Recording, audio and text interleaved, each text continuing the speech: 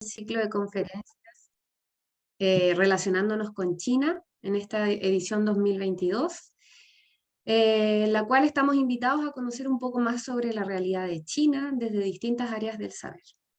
Saludamos, por supuesto, a nuestra directora académica, Elena Gu, a nuestro director ejecutivo, José Luis Parra, y a nuestros colaboradores del Instituto de la Universidad de Medellín. Para esta última sesión contamos con la presencia de Javier Kovacevic, quien es director del Conservatorio de Música de la Universidad de Magallanes. Además es intérprete superior en piano de la Pontificia Universidad Católica de Chile y es licenciado en estética en la misma casa de estudios. Actualmente Javier se encuentra cursando un magíster en artes en la Universidad Católica y con orgullo también podemos decir que Javier es exalumno de nuestro Instituto Confucio UC, habiendo obtenido una beca de intercambio en la Universidad de Shandong, y posee por tanto un profundo interés en la cultura china. Antes de dejarlos con Javier, quisiera comentarles a nuestros participantes que el chat va a estar habilitado para que dejen todas sus preguntas relacionadas con la temática que Javier hoy va a exponer. Y al final de esta charla vamos a tener una ronda de preguntas y respuestas. Con eso los dejo con Javier. Javier, mucho gusto, estamos muy contentos de tenerte aquí con nosotros. Hola Cecilia y muy buenas tardes a todos y a todas. Quisiera agradecer especialmente al Instituto Confucio por haberme invitado a formar parte de este ciclo de conferencias. El tema que voy a exponer hoy me ha interesado desde hace mucho tiempo, es algo que estoy investigando, está en proceso, entonces no va tanto en la línea de introducción, desarrollo y conclusión, sino que aún hay muchas preguntas que van a quedar abiertas probablemente con esta exposición, que además es un tema bastante amplio. Entonces, bien. Esta conferencia lleva por nombre Comprendiendo la estética china, el caso de la interpretación musical. El propio nombre, la interpretación musical, ya es un poco complejo, porque la interpretación implica que uno, lógicamente, está interpretando algo. ¿Qué es ese algo? Desde una perspectiva occidental probablemente se pensaría en la partitura, pero desde una perspectiva oriental, o desde el caso de China, no necesariamente sería así. Hay otros códigos, otras formas de notar la música. Entonces vamos a hacer un pequeño recorrido histórico. Voy a comenzar refiriéndome bastante a algunas ideas occidentales que muchas veces no tenemos tan claras o sobre las cuales no reflexionamos. Esto va a durar aproximadamente unos 15 minutos y luego con este material voy a poder ir contrastando un poco y enriqueciéndolo con la perspectiva china, especialmente la del confucianismo y también la del taoísmo. Antecedentes importantes para tratar este tema de la antigüedad clásica, especialmente de Grecia, es que hasta el siglo VI la música se consideraba un oficio y había muy pocos expertos. La palabra arte, técnica, es bien complicada, se puede estudiar etimológicamente, pero en suma no era una actividad tan intelectual, sino que se la consideraba algo parecido, por ejemplo, a ser carpintero u otras labores similares. Algunos mitos nos permiten ver que se creía que la música tenía poderes mágicos, sobre todo cuando se unía con la palabra, poderes de encantamiento, donde la gente se dejaba llevar en una especie como de trance, donde ya dejaba de pensar en las distinciones, por ejemplo, entre el bien y el mal. Y encontramos también la idea de lo dionisiaco, que establece que la música tiene un poder asociado al rito y a la danza.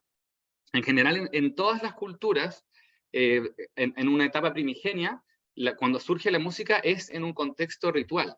Esta idea de la música aislada, donde uno se sienta a contemplarla o a escucharla, es más bien moderna. La música sola, digamos, independiente de los ritos. Y también encontramos que antiguamente la armonía era un concepto metafísico. Se creía que había una cierta música en las esferas, en los planetas, que no era audible, pero que tenía un movimiento que era parecido al de nuestra alma. Entonces la música nos podía conectar con estas esferas celestes. Incluso muchas veces en los textos más antiguos, cuando se habla de música, no se están refiriendo a alguien interpretando algún instrumento, sino a una teoría, algo muy abstracto que ni siquiera se escuchaba. Esto es importante señalarlo porque en China también vamos a encontrar ideas parecidas. En tiempos muy pretéritos podemos encontrar, por ejemplo, la idea de que la música espantaba a los demonios, o en las pinturas religiosas también se aprecia cómo se concebía la música con un potencial de elevarnos hacia los cielos. Y también existía esta idea de los tonos y del alma, también, como a partir de algo más metafísico. Entonces, estas son cosas que encontramos tanto en Grecia como en China y en muchos otros lugares. Pero luego, en Grecia ocurrió que la educación se fue institucionalizando y la música formó parte de ella. Y se le empezaron a atribuir efectos éticos determinados. Había ciertas músicas que se pensaba que hacían que los hombres se pusieran débiles, por ejemplo, y no se recomendaban para ciertos momentos. Otras que instaban a la guerra o que envalentonaban a las personas. Entonces, eso también es algo muy importante y que coincide plenamente con lo que plantea Confucio. Y Damón pensaba que la música influye en los individuos y finalmente, al influir en cada uno, también lo hace la sociedad en su conjunto. Y en ese sentido es potencialmente peligrosa.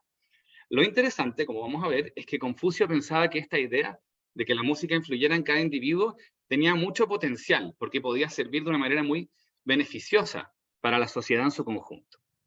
Y vemos en filósofos como Platón, por ejemplo, que hay una oscilación constante entre condenar la música y todas las artes, en definitiva, y más en definitiva todavía condenar al mundo material, comparado con el de las ideas, que es algo muy occidental, pero también hay una suerte de admiración por ella. Hay una ambigüedad ahí en sus textos. Es una técnica, pero también se puede atribuir un don divino a quien es capaz de hacer música o de apreciarla. Y se enlaza la belleza y la sabiduría. En la República sale también esto que les comentaba, qué tipos de modos son buenos, son malos, para qué instancias, etc. Y aparece la idea de que al controlar la música, también vas a controlar la conducta de las personas, que es una idea que vamos a encontrar igual en Confucio. No olvidemos que Buda, Confucio, Lao Tzu y también muchos otros pensadores fueron más o menos contemporáneos. Entonces, estas ideologías son equiparables a la ideología confuciana, pero con diferencias muy sustanciales, que vamos a ir viendo. Acá viene el aporte de Aristóteles, que es muy importante para entender la interpretación musical como tal, porque él piensa que la música restablece la armonía del alma a partir de la catarsis, pero también piensa que la música se opone al trabajo. O sea, escucharla para Aristóteles nos sirve para matar el ocio de una forma que es digna de un hombre libre, que se diferencia de un esclavo, obviamente. Sin embargo, ejecutarla es un mero oficio, y piensa que el aprendizaje de un instrumento solamente es una etapa preparatoria para poder juzgar la belleza. Entonces la música serviría de tres maneras: para educar, para producir catarsis y también para elevar al espíritu. Pero ya podemos observar en estas concepciones una separación muy rígida entre lo que es apreciar mediante la mente y tocar, que involucra el cuerpo. Que esta es una división bastante propia de Occidente, que no está tan presente, por ejemplo, en la teoría musical de otros países, ni de China en particular. Ahí en la imagen se puede apreciar la lira. La lira era un instrumento muy apreciado por Platón, por ejemplo, porque permitía hablar al mismo tiempo que uno tocaba. Entonces podía estar todavía vinculado un poco a la razón y a la palabra. Además, muchas veces se usaba para acompañar narraciones, que era algo parecido a lo que se hacía en China. En China hay más de 200 tipos regionales, digamos, de cantos que van narrando hazañas épicas de héroes. Y en cambio la flauta en Grecia, al tocarla yo ya no puedo hablar, solamente puedo emitir sonido. Entonces la flauta se asociaba mucho más a lo dionisíaco, a la pérdida de la razón, y todo eso fue adquiriendo connotaciones negativas con el transcurso del tiempo. En la Edad Media, principalmente, podemos ver que el canto se concibe como un instrumento que nos edifica moralmente y que apoya la oración. Por ejemplo, Juan Crisóstomo de Constantinopla piensa que la música es puro número y que el número fue santificado antes que las palabras. O sea, en este sentido, la música va más allá de la palabra incluso, porque nos conecta con esta armonía cósmica, que volvemos a lo mismo, que es pura física y matemática. Y se empieza a producir, digo, una relación ambigua entre la ascesis mística versus lo corpóreo, lo sensual y la perdición. Entonces, acá en el medioevo empezamos a ver mucho más marcado todavía la condenación, digo, del cuerpo. En particular en el caso de la música, que tenía un potencial destructivo o un potencial negativo para la edificación religiosa. Entonces la palabra servía como justificación para que fuera un canto religioso, y si no, por último, el número también la podía justificar. Pero la música por sí sola era algo peligroso. En Boecio encontramos una idea muy importante para el medioevo en Occidente, que es la división de la música en la mundana, de los movimientos cíclicos de la naturaleza, la humana, que es una armonía al interior de las personas, y la de los instrumentos, en una última categoría, porque esto es jerárquico, que consistía en la música audible, que se podía tocar con instrumentos. Luego aparece, por ejemplo, Guido de Arezzo, que es un monje al que se le atribuye la invención o la creación de los primeros métodos mnemotécnicos y de notación musical, y él plantea una diferencia lapidaria entre el que sabe música y el que la hace. O sea, para este señor, el que dirige un coro está al nivel está elevándose hacia Dios, y la persona que canta, pero sin saber leer música o sin entenderlo, él lo dice literalmente, es similar a un animal o a una bestia. Entonces vamos viendo cómo en Occidente, con todas estas nociones, se le empieza a atribuir a la experiencia un valor inferior al de la abstracción. O sea, es mucho más importante lo que se piensa que lo que se vivencia. Y eso es muy distinto a lo que ocurre con las filosofías orientales, chinas y japonesas, coreanas, pero sobre todo las chinas, que plantean algo completamente diferente. El saber viene desde la experiencia, siempre involucra una práctica. No es, por ejemplo, que yo concibo lo que es la belleza y después la voy aplicando a distintas cosas. La belleza se experimenta o se hace desde diversas teorías. Con el paso del tiempo, alrededor del año 1000, se fue desarrollando la polifonía, que significa que hay varias melodías que van sonando simultáneamente, y de esta forma se va haciendo cada vez más necesario poder anotar la música, poder desarrollar un sistema que vaya más allá de hacer un recordatorio de la memoria para las que ya conocen una melodía, sino que realmente nos permita anotarlo todo. De hecho, si no fuera por las partituras, sería mucho más complejo saber cómo sonaba la música. Es lo mismo que ocurre con la historia, digamos, y con la invención de la escritura. No había ningún registro, no queda registro de la música, no es como el arte visual. Entonces, de alguna manera, solo quedan textos que pueden describir cómo sonaba, pero eso en ningún caso nos sirve realmente para imaginarnos cómo era. Y también empezó a pasar, conjuntamente con este desarrollo de la escritura, que los instrumentos se fueron desarrollando. A nivel técnico se fueron haciendo cada vez más complejos, y también fue siendo cada vez más necesario estudiar específicamente ese instrumento para poder convertirse en un intérprete. Y a la vez vamos cambiando desde un simple ejecutante hasta un intérprete, que ahora lo que sabe hacer es leer el código. Luego hay una transición en que la música se va convirtiendo también en un espectáculo para un público destacado, y aparece la idea de que el intérprete tiene que mover los afectos o conmover a los públicos. Pero con todo esto, inclusive, el clasicismo, que es como más o menos del siglo XVIII, podríamos decir en el caso de la música, nunca justificó la música entre las demás artes a nivel filosófico, porque hace una división muy rígida entre la forma y el contenido, que es otra cosa muy occidental también. Y en el caso de la música es muy difícil separar la forma del contenido, si es que no tiene palabras. O sea, ¿qué es lo que está diciendo la música si no tiene como una semanticidad, por así decirlo, un significado tan claro?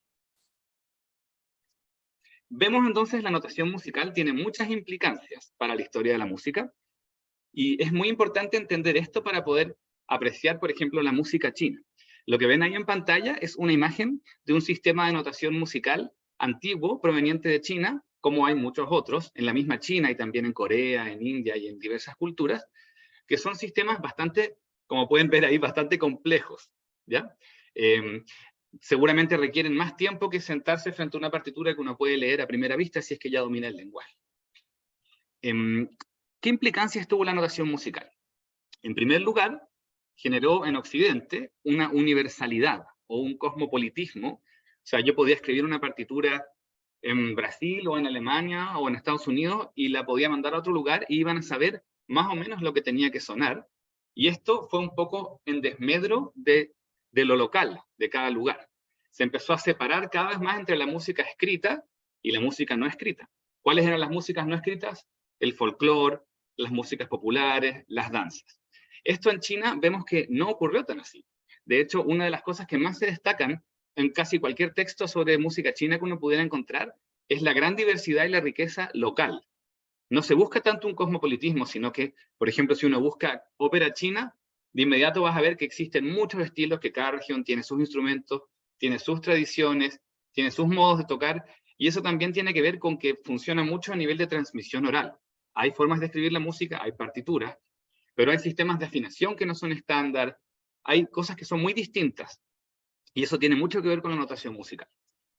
También ocurre que se le va atribuyendo cada vez más importancia al código escrito, entonces se empiezan a especializar las personas, no solo en tocar el instrumento, sino también en dominar el código de la partitura, y eso genera una separación entre el compositor y el intérprete, o sea, esta decisión entre el que crea y el que toca, que hay una superioridad intelectual, supuestamente, en el que crea, y el que toca todavía sigue siendo un poco como un oficio. Y vemos también que hay más especificidad, o sea, cada vez queda más anotado todo lo que hay que hacer en la partitura, y esto deja menos lugar a la improvisación. En la música china encontramos una amplia cuota de improvisación. O sea, hay una guía en las partituras, pero no necesariamente te dicen todo, que te deja libertad para crear al momento de tocar. Y bueno, como ya dije, la separación entre compositores e intérpretes, y más adelante también investigadores. Ideas sobre el romanticismo musical, y con esto ya voy terminando con Occidente, es que la música, justamente por lo que comentaba antes, de que no transmite un significado específico, no es que sea inferior por esto.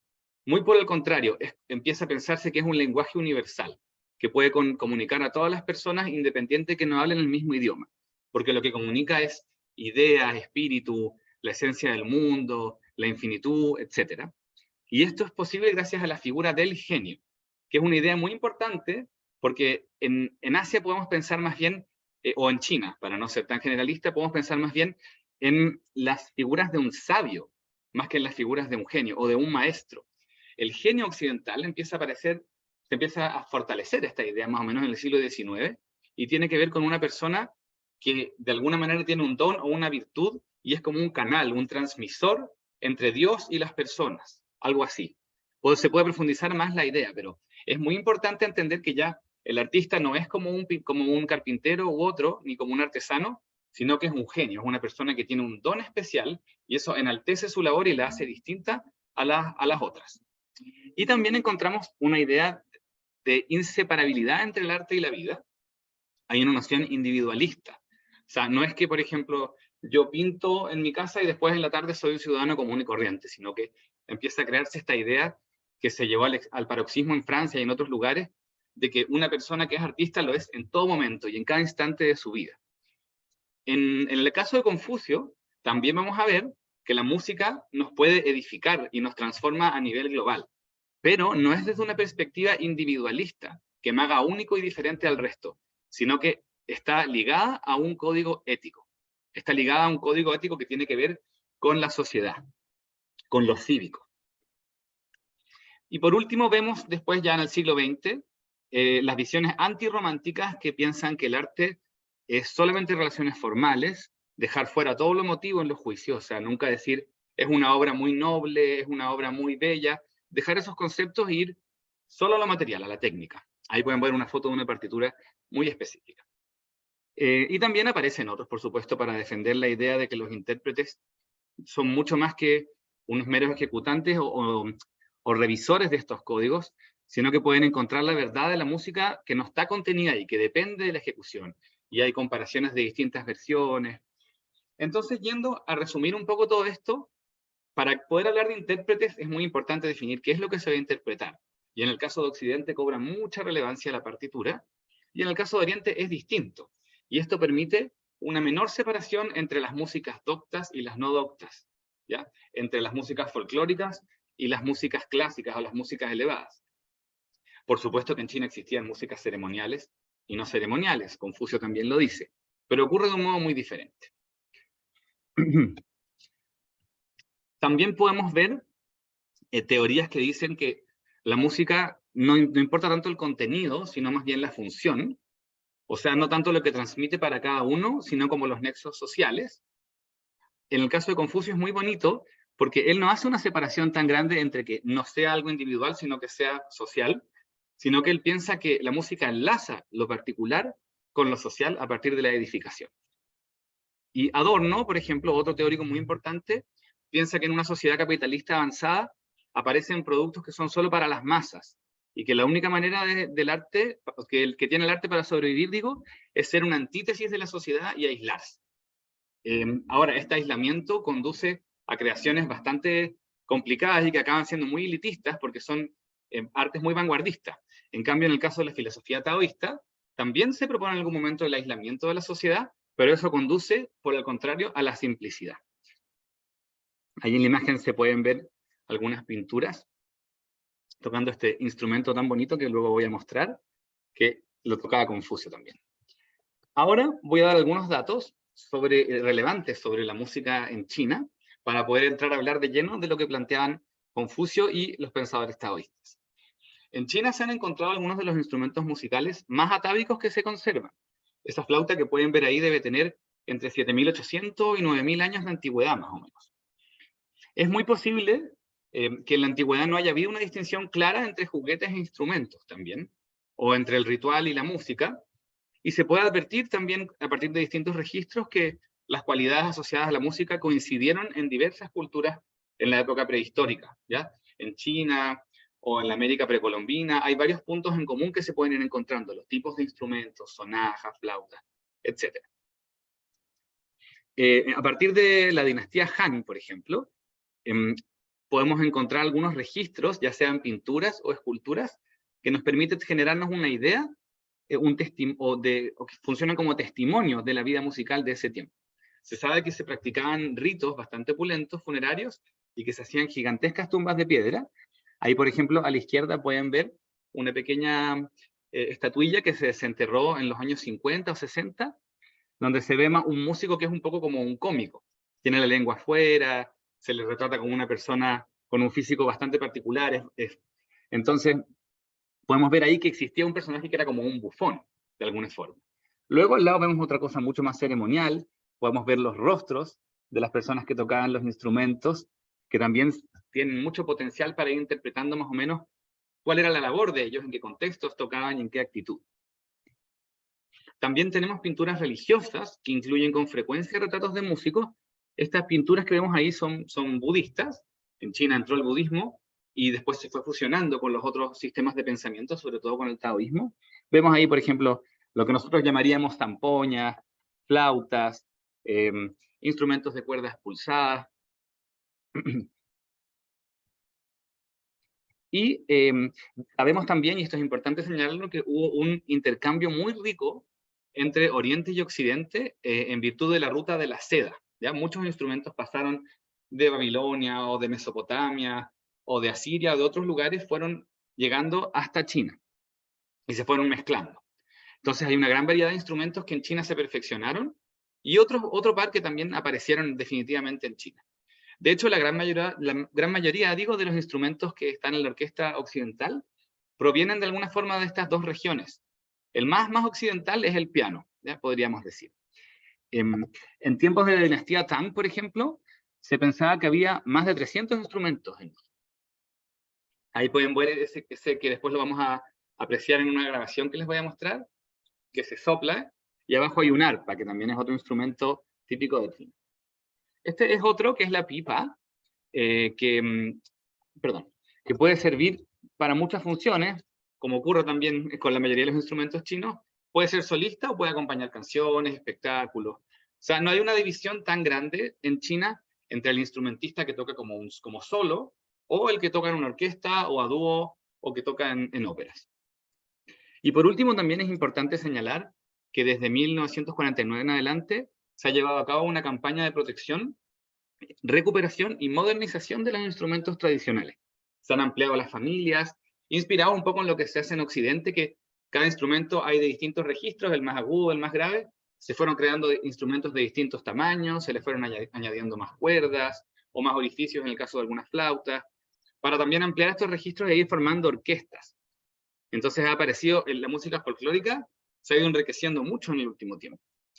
Y por último, también cabe señalar que en las últimas décadas hay un interés creciente por los instrumentos occidentales. O sea, en este momento, en China hay más personas estudiando piano que toda la población de Canadá junta. Así que eso también hay que destacar. Y hay varios intérpretes que se han ido volviendo célebres en los instrumentos típicamente occidentales. Y en la formación musical en China también ha ido cambiando con el tiempo, ¿sí? Para la interpretación. Ha ido pasando de ser como un deporte que se estudiaba solamente en ciertos tipos de escuelas a algo un poco más generalizado.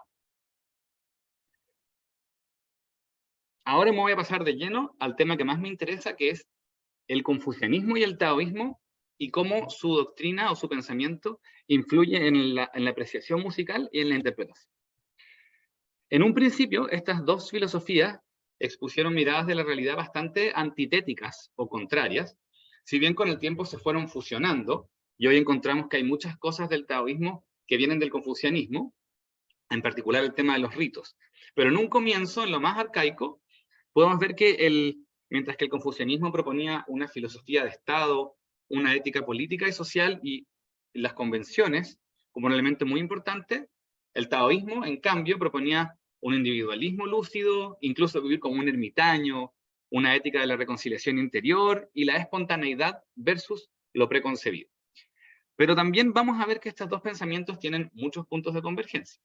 Primero, los dos son vías para el autoconocimiento y el perfeccionamiento espiritual, y ninguno concibe al sabio como un pensador solamente, sino como un practicante, que a partir de la experiencia ha llegado a conocer los principios de la vida y se ha convertido en un maestro, que los puede transmitir. Ahí podemos ver a Confucio y a Lao Tzu al lado. ¿Qué piensa cómo nos puede influir el pensamiento taoísta al momento de apreciar la música? Para los taoístas, no hay un principio absoluto que se pueda categorizar y oponer a otra cosa. O sea, no existe lo bueno sin que exista lo malo, no existe el ser sin que exista el no ser, y así. Y la sabiduría consiste en observar el curso de los acontecimientos con el corazón sereno. O sea, el conocimiento, entre comillas, que está aludiendo a la erudición, o a repetir lo que sale en los textos, conduce a respuestas tipo y a la estandarización. Entonces, al momento de interpretar música, es muy importante dejarse llevar por el curso de ese momento, a partir de una disposición mental específica. Una idea importante de conocer es la del Wu Wei, que muchas veces se traduce como no hacer, que quiere decir que en el fondo hay que aprovechar la fuerza de los contrarios para que nuestras acciones vayan junto con el curso de los acontecimientos, no en contra de ellos, porque eso implica gastar inútilmente las fuerzas. Entonces, para aplicar el pensamiento taoísta al momento de tocar, tiene que ver con aprovechar cada movimiento, cada respiración, cada gesto, con lo que se va a hacer, que todo lo que suena tenga un sentido. No, por ejemplo, poner una rigidez, o poner caras, o poner cosas que no tengan que ver con el gesto puro y necesario para que suene lo que tenga que sonar. En pensadores como Byung-Chul Han, que es coreano, pero que tiene una gran afición por la filosofía daoísta, encontramos la idea de que lo bello no radica en el esplendor, sino, como dice él, en el encanto doloroso de la caducidad. Esa cita es de un libro que se llama Ausencia. Piensa él que el arte oriental, y sobre todo el chino, no se vincula con la búsqueda de esencias, sino con el caminar sin habitar un espacio. Y lo importante es saber que este pensamiento taoísta no es nihilista. O sea, no es que no exista el bien ni el mal, entonces nada importa, sino justamente lo contrario. Hay una especie de alegría celestial de ser que no tiene dirección. O sea, hay una estructura no narrativa del mundo que se vuelve resistente a las crisis de sentido. Otra idea importante, esta proviene del campo de la pintura taoísta, pero se puede aplicar a la interpretación, es que los artistas se supone que al momento de mirar el paisaje que iban a retratar, escuchaban una música que estaba contenida en el paisaje, una vibración, y podían resonar con este paisaje y transmitir la esencia en el cuadro a partir de gestos que tenían que ver con la respiración y que estaban todos muy bien dominados. Hay una técnica que hace que el acto de pintar se convierta en una respiración. Y en ese estado el artista puede ver cómo todo lo que su corazón y su mano quieran va a estar naturalmente conforme a la ley. O al revés, cómo se puede transformar la ley a merced del deseo, pero siempre en virtud de una actitud contemplativa, que tiene que ver con abandonar un poco lo que yo quiero que sea y abrirme a la experiencia y poder observarla tal cual es. Entonces, la contemplación es parte fundamental de todo proceso creativo y debe funcionar en concordancia con la ley, pero también tiene un potencial transformador. Entonces, por eso que hoy en día los monjes taoístas, antes de tocar cualquier instrumento, siempre pasan por una etapa de meditación previa. Otras ideas importantes, que contrastan mucho con las de los pensadores occidentales, es que estas son de François Cheng, que es otro filósofo chino, que no hay que exhibir demasiado la técnica, ¿ya? Para no privar a las obras de aura.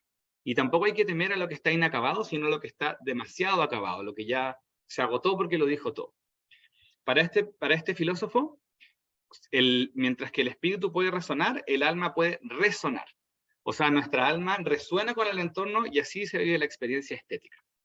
Y él piensa en la contemplación como una compenetración espiritual con el objeto observado. Y esto se puede dar al momento de apreciar el arte, como también al momento de realizar el arte. Entonces, el intérprete musical desde esta perspectiva debería ser capaz de entrar en este estado contemplativo para poder transmitir, a partir de la resonancia, la esencia de lo que está haciendo. Y se piensa Zhuangzi que la disposición mental ideal es la de quien consigue olvidar su cabeza, así como se olvida un pantalón cuando el talle es adecuado. Cuando entró el budismo en China, pasó que la mentalidad china no aceptó con facilidad la idea de que el mundo real es aparente, o sea, que en el fondo no es real, sino que es irreal. Entonces se fue adaptando, se fue entremezclando con el taoísmo y condujo hacia una purificación de los sentidos que a la larga derivó en sacralizar lo cotidiano. O sea, desde la perspectiva taoísta, lo único posible para despertar es realizar cada acto con atención. Como dice un antiguo sabio, cuando tengo hambre como, cuando estoy cansado duermo. Eso quiere decir que cuando está comiendo no está pensando en nada más que comer, cuando está durmiendo no está haciendo nada más que dormir. Y hay un control de los sentidos, pero que no es una represión, sino que implica una expansión. Y vemos aquí la idea importantísima de la resonancia, que es la reverberación de dos sujetos que se unen, una vivencia de una compenetración que es adual. Y pensar en el cuerpo también como un instrumento de resonancia, que al momento de disciplinarlo puede resonar en conjunto con todo lo que vibra. Y el gesto se puede purificar mediante el ejercicio 1000 veces repetido. Ahí en la foto pueden ver una imagen de un templo taoísta más o menos actual. Porque alrededor del siglo XII, los taoístas que antiguamente eran puros ermitaños se fueron institucionalizando y empezaron a llevar a cabo recitaciones más establecidas dentro de templos, ¿ya? Y se fueron haciendo rituales que todos involucran la música, que se convirtió en un elemento esencial para la práctica. Y obviamente ahí no hay una diferencia entre el compositor o entre el intérprete, porque funciona más bien desde la lógica de la transmisión oral. Son cánticos que son siempre iguales y al mismo tiempo siempre distintos. Y las melodías son al mismo tiempo solemnes, pero también apacibles. Si me queda tiempo al final, voy a mostrar algunas interpretaciones de esta música. De lo contrario, les puedo enviar el link para que lo revisen ustedes. Ahora quiero pasarme al Li del confucianismo. El Li es una idea muy, muy importante para entender cómo funcionaba la música en la antigua China. Confucio se quiso apoyar en el conocimiento de la historia y de las tradiciones para concebir una configuración ordenada del modelo político, para preservar la paz y para el bienestar social. Él no quería tanto innovar, sino más bien comentar los textos antiguos para irlos aclarando. Alrededor del año 140, la filosofía de Confucio se convirtió en oficial para el imperio. Anteriormente había habido un periodo bastante inestable a nivel político, existió quema de libros, fue muy complejo a nivel histórico, pero luego el confucianismo se adoptó nuevamente. Se fueron recuperando los textos a partir de distintos fragmentos. Confucio proponía comprender la ley de las mutaciones, pero a partir de uno mismo. Y él pensaba que las emociones son provechosas siempre que no dominen al individuo. O sea, no hay nada malo en las emociones, pero hay que saber canalizarlas. Es muy importante señalar que Confucio, a diferencia de otros sabios, tocaba él mismo un instrumento, que es el guqin, que en la antigüedad era considerado un objeto sagrado. A su sonido se le atribuía poder llegar directamente al mundo interior del humano y no podía tocarse en cualquier circunstancia. El día tenía que estar bonito, por ejemplo, la persona tenía que estar de buen ánimo. Entonces es importante destacar que él mismo tocaba y eso generó que este instrumento adquiriera gran prestigio y se convirtiera en parte fundamental de la educación, sobre todo de la nobleza. Para el confucianismo, los sentimientos siempre se deben encauzar y no hay que reprimirlos, sino que hay que dejarlos ir por medio de las costumbres y de los ritos. Los ritos son un instrumento para que las emociones se manifiesten y se expresen sin que se ponga en peligro el orden. Por ejemplo, el rito fúnebre sirve para que la persona pueda expresar su dolor y vivirlo por el tiempo que tenga que ser de una manera socialmente conveniente, que sería mucho mejor que guardarse, por ejemplo, ese sufrimiento, que él piensa que eso podría generar un daño a la sociedad a la larga. Los ritos fúnebres habían estado prohibidos por mucho tiempo, porque obviamente hacían que las personas dejaran de trabajar por ese tiempo. Y para comprender la cultura china tradicional, y esto lo dice la autora Chantal Maillard, resulta de mucha importancia comprender un código de costumbres que se basa en 5 relaciones: padre-hijo, esposo-esposa, hijo menor, hijo mayor, amo-criado y amigo-amigo. Estas 5 relaciones tienen cada una un cierto código que está asociado a conductas que son buenas o malas, y que va rigiendo toda la vida social y que queda plenamente significado en el rito. El término li abarca el ritual, la formalidad y la etiqueta, y es una de las 5 virtudes cardinales que enseñaba Confucio. Para aplicarla hay que ayudar a la familia y ser respetuoso y leal a las relaciones. Otras 4 virtudes cardinales son la benevolencia, la rectitud, la sabiduría y la fe. Pero la diferencia con el li es que este está enfatizando la conducta, es una práctica, un hacer. En la antigua China, la posición de los músicos era bastante más baja que la de los pintores. Sin embargo, los emperadores se tomaron en serio la música folclórica y enviaron oficiales para recolectar canciones. Y a partir de Confucio, se observó en la música un fuerte potencial para inculcar y reforzar los ritos. En definitiva, también para modelar e intensificar el orden social y cívico. O sea, el momento de tocar en conjunto con alguien era un rito que tenía un código y que resultaba beneficioso porque la música era algo bello, pero también era algo bueno, era algo individual y también era algo colectivo. El sistema educativo confuciano se enfocaba en 6 artes: las ceremonias, la música, pero la música tocada de verdad, de los instrumentos, el tiro con arco, la conducción, la escritura y las matemáticas. O sea, nadie podía decir que era educado si no había aprendido a interpretar música, no a apreciarla o a escribirla, sino a tocarla. Y a Confucio se le atribuye la compilación y selección de los poemas del Libro de los Cantos, que es un texto de mucha relevancia a nivel educativo y que demuestra que efectivamente la música se usaba para, a nivel educativo, justamente. O sea, para enseñar, se cantaban poesías que tenían contenido moral, que contaban historias ejemplificadoras, etcétera, que tenían moralejas. Vemos que la educación musical, tanto a nivel de apreciación como de ejecución, se va convirtiendo, gracias a Confucio, en un elemento de cultivación moral. Y que al tocar con otros, se genera armonía a partir de la interrelación adecuada de sonido. Y esta es una idea muy bonita de Confucio, que en realidad, al momento de tocar en grupo, yo, si vamos a improvisar, yo tengo que estar preocupado de lo que estoy haciendo y consciente, pero no me puedo dejar llevar, sino que tengo que estar siempre también mirando a los otros. Y agarrándome de la filosofía taoísta, podríamos decir que hay que estar resonando con los otros. Y de esa forma la improvisación va creando conciencia del otro, respeto y cooperación. O sea, la improvisación no se ve en Occidente como un capricho del intérprete, que no forma parte de lo que está escrito, sino que es realmente parte de esta música y que tiene que ver con el respeto y la cooperación. Y a nivel político, la armonía refleja cualidades parecidas, pero también implica una coexistencia y cooperación, así como en la música entre distintos instrumentos, entre temperamentos y personalidades que son dispares.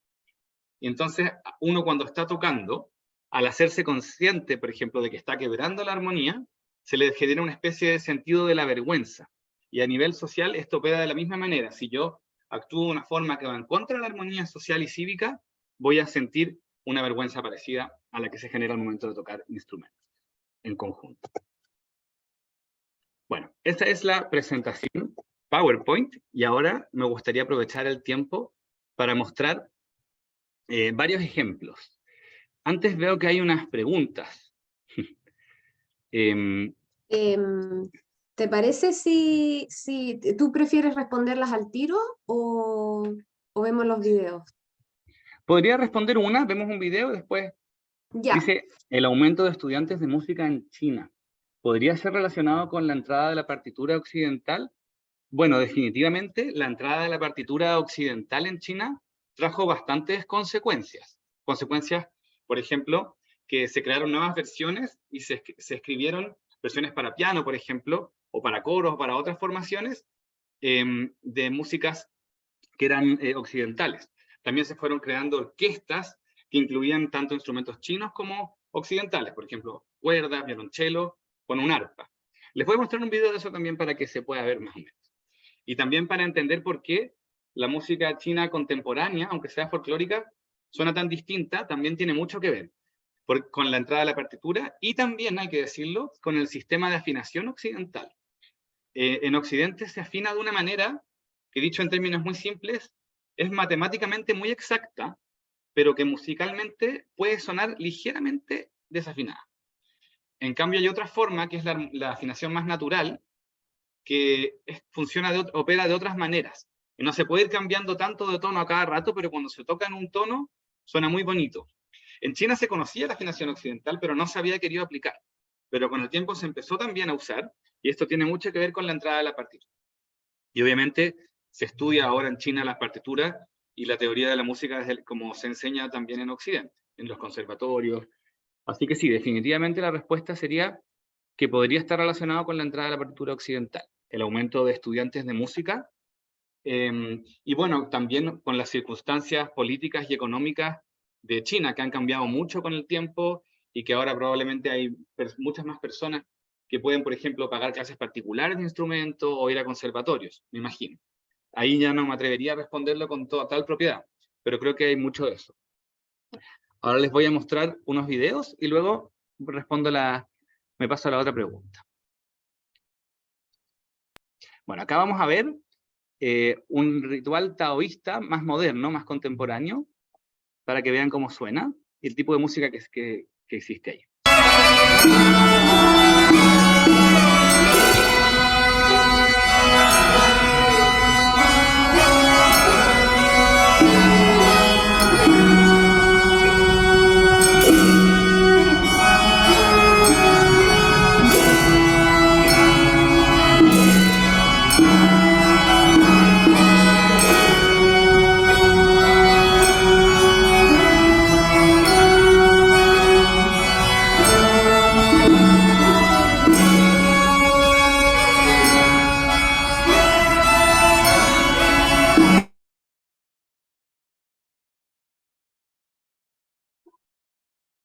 Otro ejemplo parecido, también de música taoísta.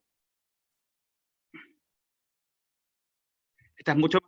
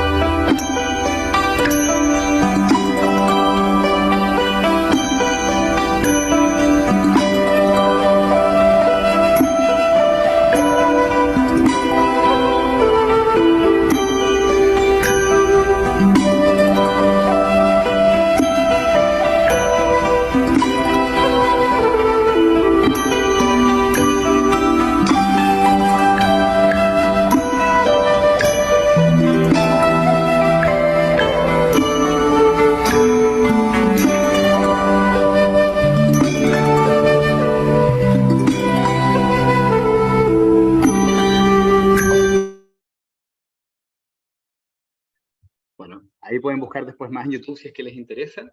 Yo tuve la fortuna de haber entrado a algunos templos taoístas y haber escuchado música en vivo en China, y la verdad es que es una experiencia muy bonita, inolvidable. Ahora me gustaría mostrarles un poco de un ritual confuciano que tiene música, para que puedan ver que de alguna manera igual se parecen un poco, porque se han ido fusionando las dos formas, o sea, se han ido asemejando.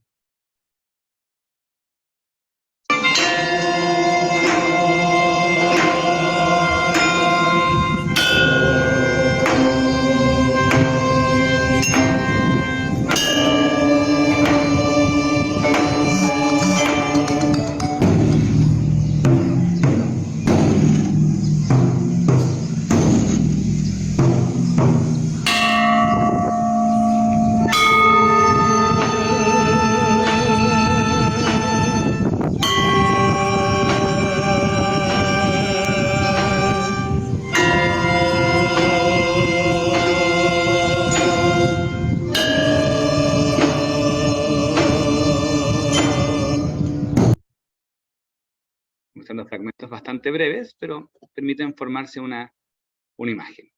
Y ahora voy con otro parecido.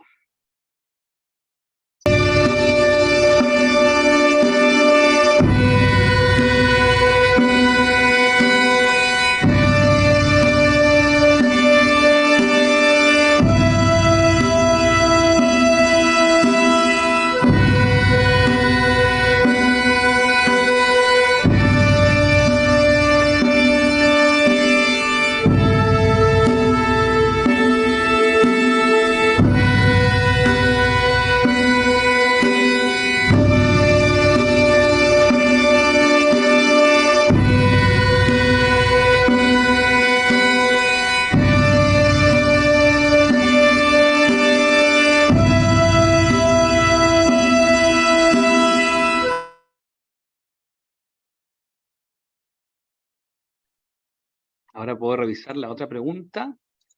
¿Qué piensas que ya se respondió con lo anterior? Que la música oriental tuvo repercusión en la manera de entender el material sonoro y los movimientos de vanguardia. Claro. Sí, bueno, en resumen, claramente cuando se empieza a producir la simbiosis cultural, en realidad China empezó a mostrar su música en el exterior con gran éxito, en distintos festivales en Europa, con sus instrumentos tradicionales.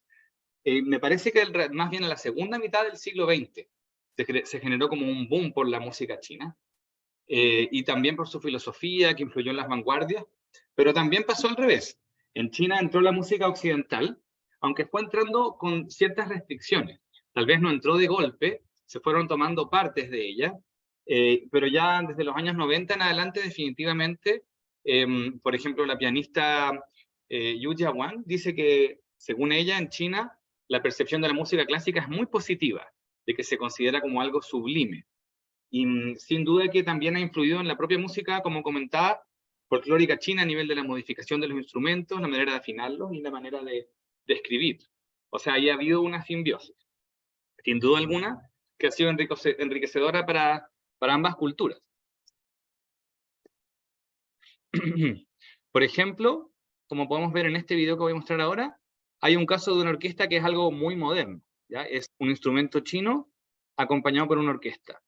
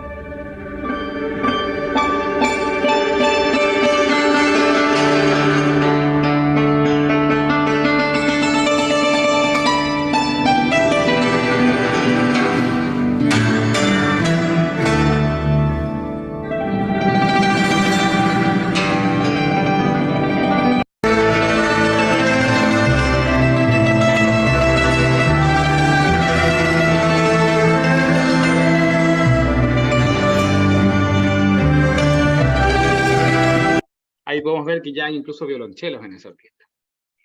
Al tema en realidad de la ópera, que también es muy interesante, no me referí porque ya era demasiado.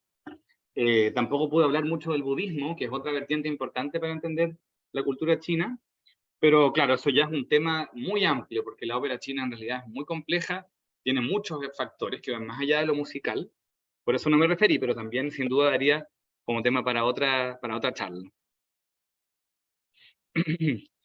No sé si alguien tiene alguna otra consulta.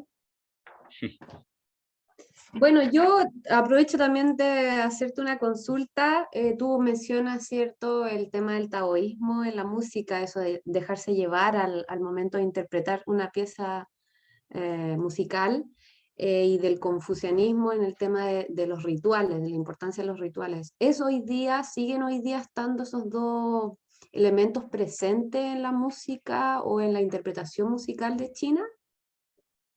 Bueno, la verdad es una pregunta muy interesante porque, por ejemplo, una persona no por ser occidental va a aplicar las ideas de la antigua Grecia, por ejemplo, de Platón, de Aristóteles en sus concepciones del mundo. Obviamente se van desdibujando, van cambiando.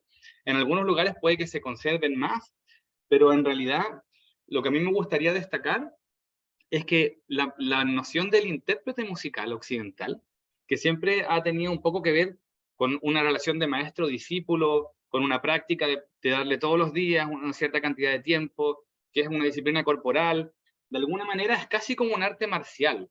Tiene una disposición mental que requiere la concentración, que requiere entregarse del todo lo que uno está haciendo y no dejarse distraer. Tiene muchos elementos que tienen que ver con la mirada taoísta, y por otro lado, también tiene todo este aspecto ritual, incluso en Occidente la música también. Esta cosa de que sea con traje, de que haya un público que estén todos callados, que se aplauden en ciertos momentos. También el ritual se va asociando de alguna manera a la música, pasa a ser parte de ella, de cómo se debe escuchar, de dónde se debe escuchar. Y en realidad lo del taoísmo y lo del confucianismo, yo creo que el confucianismo, claro, está más presente, mucho más presente en la China contemporánea, porque además fue mucho más atingente en ciertos momentos también la idea de que la música podía ser beneficiosa, podía unir a las personas en una causa. Entonces, en ese sentido, yo creo que, claro, la visión del confucianismo puede primar. Ahora, a nivel de interpretación clásica, de seguro debe pasar, también ahí no te lo podría responder, pero debe pasar que cuando se estudia en China, también se aborda como algo ajeno, como algo foráneo. Se trata de saber lo que significa o significa para nosotros y entenderlo así. Y muchas veces deriva en una especie como de deporte de competencia también, como de una práctica constante que va hacia ser el mejor. También tiene que ver porque en China antes solo se podía estudiar, como les comentaba, solo algunas personas nomás podían estudiar piano en unas escuelas que eran como unos internados. Ahora es diferente, pero todavía está la herencia de eso. Muchas gracias. Tenemos una última pregunta de Vladimir. Dice, en general siento que predominan los sonidos agudos, mucho más que la música occidental. ¿A qué crees que se debe esto? Bueno, en el caso de las óperas, ahí sí que se nota por la manera de cantar.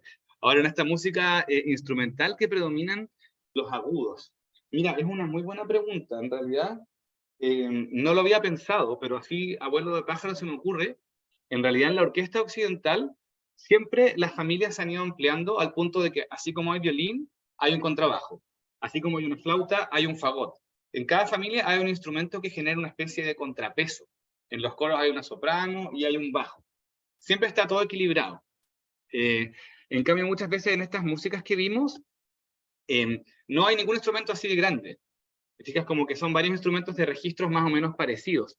Había otro video que les quería mostrar rápidamente, que es de un tipo de conjunto que tiene que ver con la interpretación, que es el de la seda y bambú, que son músicos que van improvisando.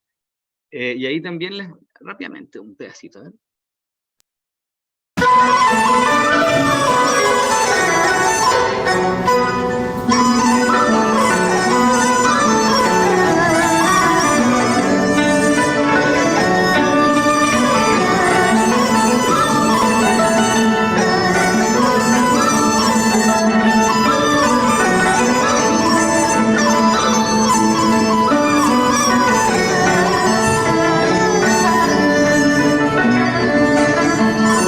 Se fijan que se van mirando en todo momento, muy compenetrados. Y la otra respuesta posible a esa pregunta es que en realidad, desde la perspectiva confuciana, no es muy bueno destacar por sobre el resto.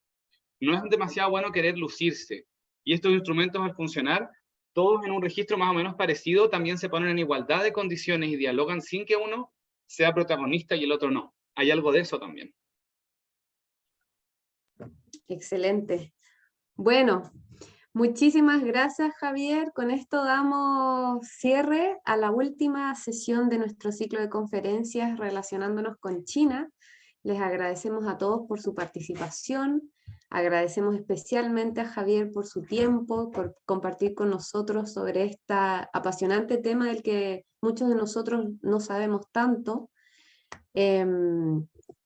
Esperamos, bueno, encontrarnos próximamente en futuras actividades culturales y académicas de nuestro Instituto Confucio UC. Los invitamos a seguirnos a nuestras redes sociales para enterarse de novedades. Estamos como Instituto Confucio UC en Instagram, LinkedIn y TikTok. Y con eso, agradecerte nuevamente, Javier, sumamente interesante. Nos despedimos y les deseamos a todos una excelente jornada. Que estén muy bien. Muchas gracias, Luego, Javier. muchas gracias. Excelente. Felicitaciones.